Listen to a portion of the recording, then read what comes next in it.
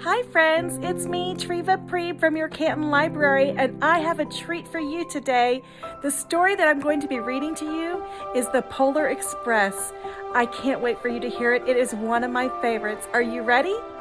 Okay, here we go. Get cozy. The Polar Express.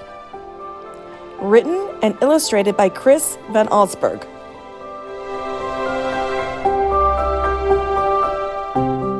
On Christmas Eve, many years ago, I lie quietly in my bed. I did not rustle the sheets. I breathed slowly and silently. I was listening for a sound a friend had told me I'd never hear, the ringing bells of Santa's sleigh. There is no Santa, my friend had insisted, but I knew he was wrong. Late that night, I did hear sounds, though not the ringing bells. From outside came sounds of a hissing steam and squeaking metal. I looked through my window and saw a train standing perfectly still in front of my house.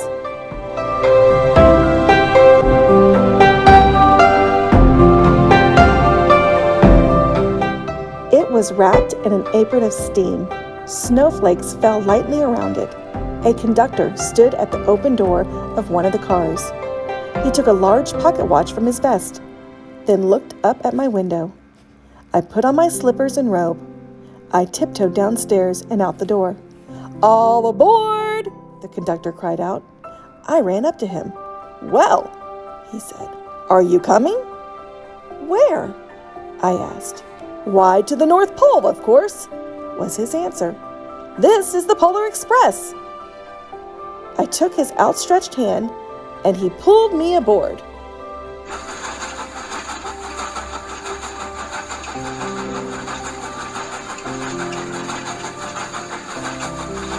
The train was filled with other children, all in their pajamas and nightgowns. We sang Christmas carols and ate candies with nougat centers as white as snow. We drank hot cocoa as thick and rich as melted chocolate bars. Outside, the lights of towns and villages flickered in the distance as the Polar Express raced northward.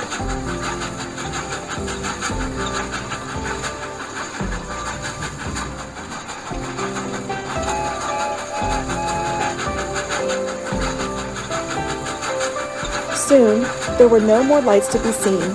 We traveled through cold, dark forest where mean wolves roamed and white-tailed rabbits hid from our train as it thundered through the quiet wilderness.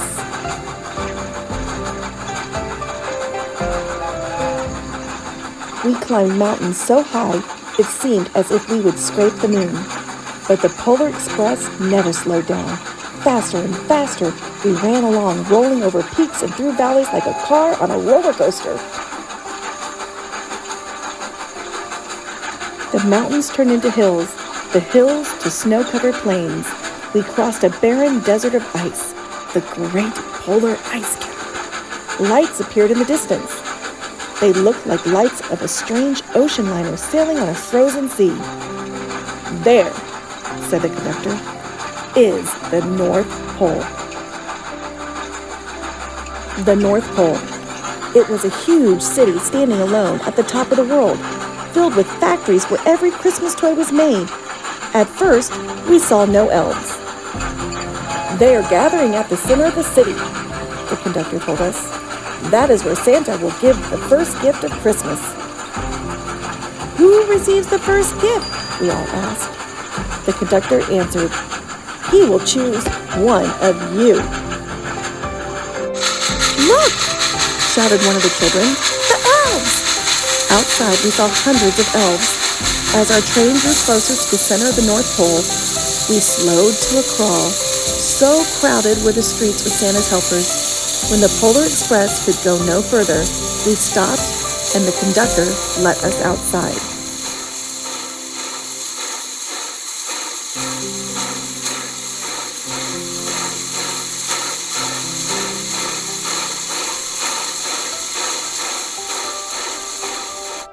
We pressed through the crowd to the edge of a large open circle.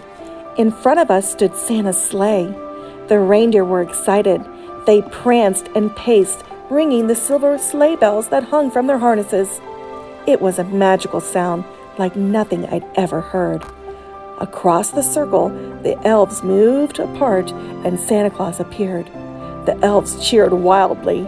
He marched over to us and, pointing to me, said, "Let's have this fellow here." He jumped into his sleigh. The conductor handed me up. I sat on Santa's knee and he asked, "Now, what would you like for Christmas?" I knew that I could have any gift I could imagine, but the thing I wanted most for Christmas was not inside Santa's giant bag. What I wanted more than anything was one silver bell from Santa's sleigh. When I asked, Santa smiled. Then he gave me a hug and told an elf to cut a bell from the reindeer's harness. The elf tossed it up to Santa. He stood, holding the bell high above him, and called out, "The first gift of Christmas!"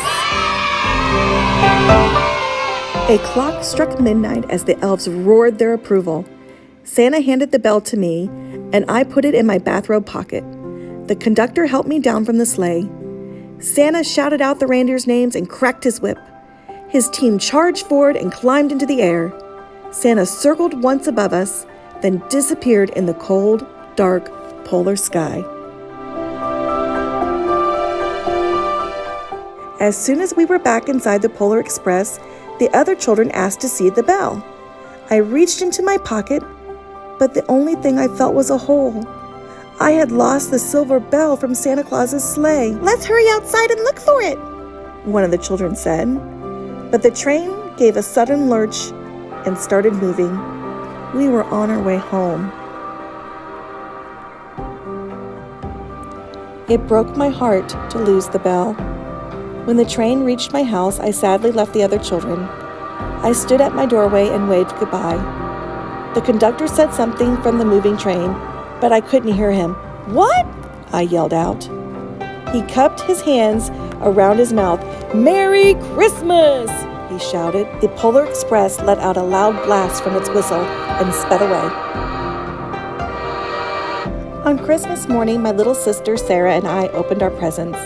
When it looked as if everything had been unwrapped, Sarah found one last small box behind the tree. It had my name on it. Inside was the silver bell. There was a note. "Found this on the seat of my sleigh. Fix that hole in your pocket. Signed, Mr. C." I shook the bell. It made the most beautiful sound my sister and I had ever heard. But my mother said, "Oh, that's too bad." "Yes," said my father, "it's broken." When I'd shaken the bell, my parents had not heard a sound. At one time, most of my friends could hear the bell, but as years passed, it fell silent for all of them. Even Sarah found one Christmas that she could no longer hear its sweet sound. Though I've grown old, the bell still rings for me, as it does for all who truly believe.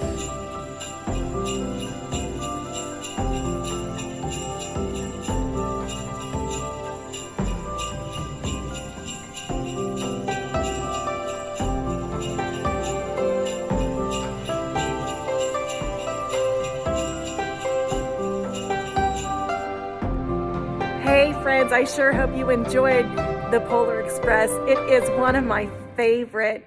Everyone here at your Canton Library wants to wish you a very Merry Christmas and a Happy New Year. We will see you again in 2021 for story time on January 9th. Have a wonderful Christmas. Until then, bye-bye.